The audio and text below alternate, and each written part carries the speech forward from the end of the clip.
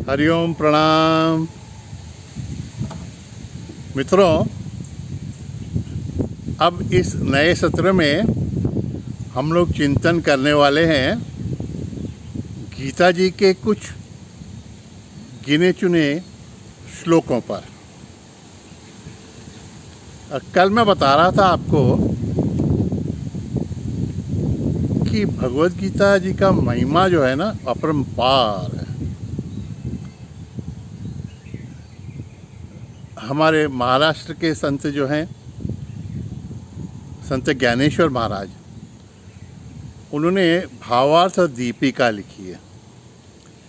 इसे मराठी में हम टीका कहते हैं भगवद गीता पर, लेकिन टीका माने व्याख्या है, भाष्य है और ओहिबद्ध, बहुत ही सुंदर है। तो उसमें कहते हैं 18वें अध्याय में महाराज कि काया वाचा मने, मन से, वाणी से और शरीर से जो भगवद गीता की सेवा करता है ना, उसको भगवद गीता स्वानंद साम्राज्य का चक्रवर्ती बना देती है। स्वानंद साम्राज्य का। देखिए, हम लोग थोड़े बहुत छोटा मोटा आनंद प्राप्त करने के लिए क्या क्या करते रहते हैं। स्वानंद और चक्रवर्ती साम्राज्य का अधिपति बन जाते हैं हम गीता जी की सेवा से। तो देखें तो सही हम क्या है, इस भगवद गीता में इतना क्या है कि इतना उसका महत्व है। थोड़ा सा चिंतन करें ना, तो हमने कल निश्चित किया कि थोड़ी पार्श्वभूमि देख लें। भगवद गीता किस बैकग्राउंड पे किसको बताई गई।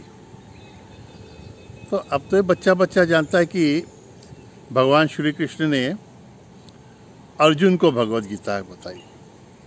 कहाँ पे बताई? तो किसी सत्संग हॉल में बैठकर नहीं, युद्ध भूमि पर। और इंटरेस्टिंग बात यह है कि बचपन से या तो कहीं जवानी से अर्जुन और श्री कृष्ण दोनों साथ में थे, लेकिन कभी भी भगवान श्री कृष्ण ने ये गीता जैसा ज्ञान अर्जुन को नहीं दिया।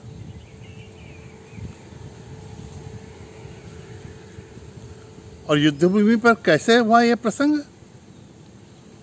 तो आप जानते हैं कि युद्ध कुरुक्षेत्र पर शुरू होने के पहले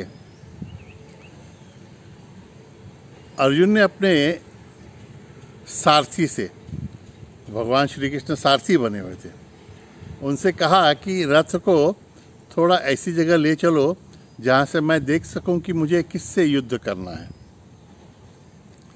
उसको नो मैंस लैंड कहते हैं, दोनों सेनाओं के बीच में की वो जगह। और वहाँ पे जब अर्जुन पहुँचे और उन्होंने देखा सामने, तो उनको भीष्म पितामह दिखे, द्रोणाचार्य दिखे, सभी बांधव दिखे, और कौरव भी तो उनके भाई थे। उनको देखकर तुरंत अर्जुन हतबल हो गए और भगवान श्री कृष्ण को कहने लगे कि हे कृष्ण, मैं युद्ध नहीं करूंगा, क्योंकि यह युद्ध करना तो नीतिपूर्ण है ही नहीं, मूर्खतापूर्ण है। और अर्जुन ने उस समय जो तर्क दिया है ना, सचमुच कहता हूँ, मुझे तो पहले वो तर्क एकदम संयुक्तिक लग रहा था। भगवद गीता में अर्जुन की जो भूमिका उस समय है, वो तो हमें एकदम ठीक ही लगती है। बहुत अच्छा तर्क दिया है उसने कि मैं मेरे पितामह को कैसे मारूं, जिन गुरुजनों से मैंने ये धनुर्विद्या सीखी है उनको मैं कैसे मारूं, और ये मेरे भाई सब हैं, इनकी हत्या करूं मैं, और ऐसे रक्त रंजित सिंहासन पर मैं बैठकर क्या सुख पाऊंगा। और कृष्ण, तुम ही सोचो ना कि ये सब हमारे बांधवों का, ये पूरे कुल का अगर नाश हो गया, तो फिर हमारे वंश की ये स्त्रियां जो हैं वो किससे विवाह करेंगी? वो जाति बाह्य विवाह करना पड़ेगा, और फिर वर्ण संकर निर्माण होंगे, और वर्ण संकर निर्माण होंगे तो फिर योग श्राद्ध जैसी विधियाँ वगैरह हैं वो बराबर हो नहीं सकेंगी, तो फिर किसको कैसे मुक्ति मिलेगी? बहुत दूर के सोच रहे हैं अर्जुन जी। अर्जुन कहते हैं कि नहीं नहीं प्रभु, अभी तो प्रभु नहीं कहा उन्होंने, उनको अभी तक मित्र ही मानते हैं कि कृष्ण मैं युद्ध नहीं करूँगा, इससे अच्छा तो मैं अभी चला जाता हूँ, युद्ध छोड़ के चला जाऊँगा, और कहते ऑलमोस्ट संन्यास लेकर ही मैं भीख मांग कर भी रह लूँ तो भी चलेगा, ऐसा कहता है। श्री कृष्ण कुछ नहीं कहते हैं, उसकी बातें सुनते रहते हैं। पहले तो अर्जुन कहते रहते कि मैं युद्ध नहीं करूँगा, और ये सब कहते कहते अर्जुन की स्थिति ऐसे हो जाती है कि वो गलित गात्र हो जाता है, गांडीव धनुष भी उसके हाथ से गिर जाता है, पूरे शरीर में कंपन होने लगता है, एकदम ज्वर उसको हो गया होगा, ऐसी स्थिति उसकी हो जाती है। और पहले जो अर्जुन कहते रहता कि मैं युद्ध नहीं करूँगा, अब कहता है कि मैं युद्ध नहीं कर पाऊँगा, और सचमुच उसकी शारीरिक स्थिति ऐसी हो जाती है।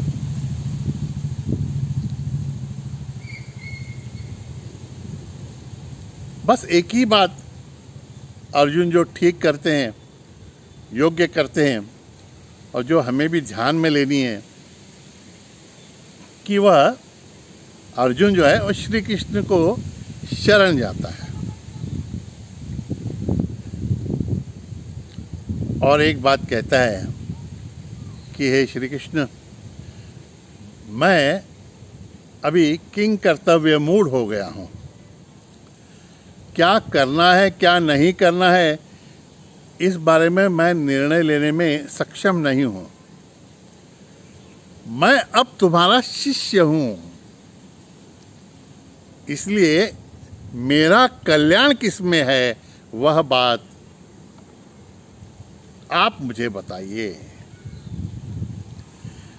कार्पण्य दोषोपहत स्वभाव पृच्छामि त्वाम धर्म सम्मूढ़ चेतः यच्छ्रेयः स्यात् निश्चित ब्रूहि तन्मे शिष्यस्ते हम शाधिमाम त्वाम प्रपन्न।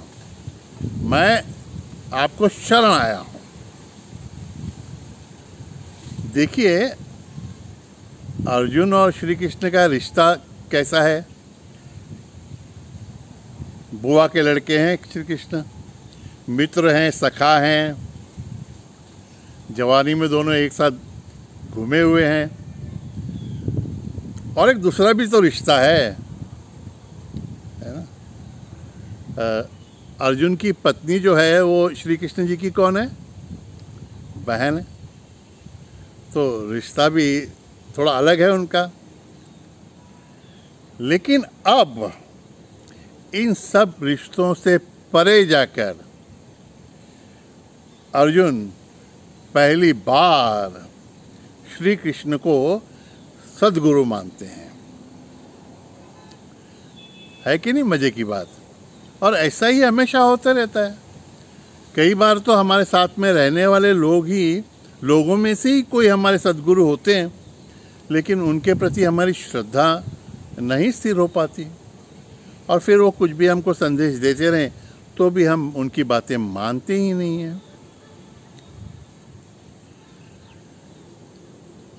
जब वो अर्जुन श्री कृष्ण को शरण जाते हैं, उसके बाद भगवान श्री कृष्ण जो कुछ भी गीता में कहते हैं उसके लिए भगवत गीता में कहा गया है श्री भगवान उवाच। श्री कृष्ण उवाच ऐसा नहीं कहा है। कहते हैं कि यह सब प्रसंग हो जाने के बाद में अर्जुन एक बार भगवान से प्रार्थना करते हैं कि भाई उस समय युद्धभूमि में तुमने कुछ सलाह दी थी, कुछ उपदेश दिया था, तो मेरी उस समय मनस्थिति बराबर नहीं थी, तो मैं समझ नहीं पाया बराबर, जरा वो फिर से तो बताना। तब कहते हैं कि श्री कृष्ण उसे बताते हैं कि उस समय का वो प्रसंग ही अलग था और मैं उस समय मेरी अलग भूमिका से योगारूढ़ होकर तुम्हें उपदेश कर रहा था। तो मैं उस समय तुम्हारा सखा भी नहीं था, बहनों भी नहीं था, बुआ का लड़का भी नहीं था। मैं उस समय मेरे ईश्वर तत्व में स्थित था। इसलिए श्री कृष्ण उवाच नहीं है, श्री भगवान उवाच है। गीता जी में भगवान के हर शब्द का अलग महत्व है और वे सभी शब्द प्रासादिक हैं।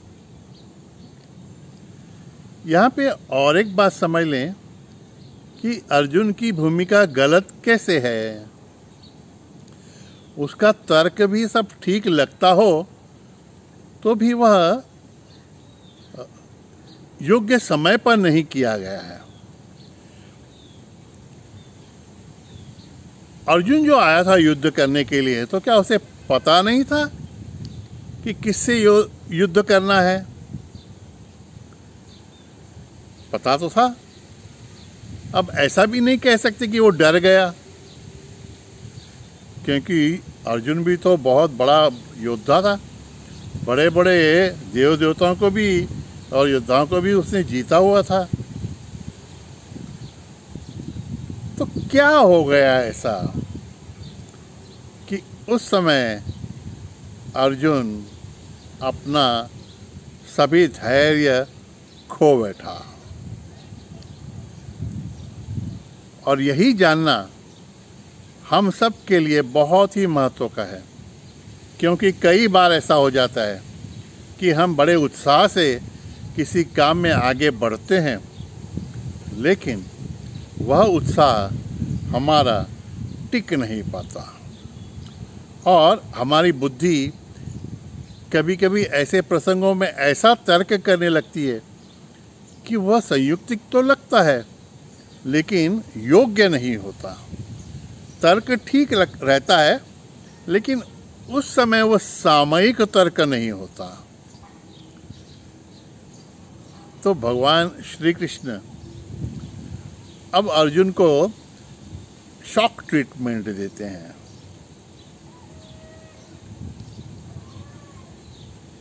और क्या कहते हैं वो हम अगले सत्रों में देखेंगे। एक सत्र में एक श्लोक का चिंतन हम करेंगे और उससे सीख लेते हुए इन सभी बातों को आत्मसात करने का प्रयत्न करेंगे। भगवत गीता का महत्व तो आप सब जानते ही हैं। अलग अलग सत्रों में इस बारे में भी थोड़ा सा चिंतन करते रहे हम। इस समय तो इतना ही जानना हमें काफ़ी है कि यह भगवान श्री कृष्ण की वाणी है, इसलिए इसका श्रवण, फिर से कहता हूँ, सिर्फ श्रवण भी प्रासादिक है। तो करेंगे ना चिंतन अगले सत्रों में अवश्य। मेरे साथ रहिएगा। तब तक के लिए हरिओम तत्सत। नारायण नारायण।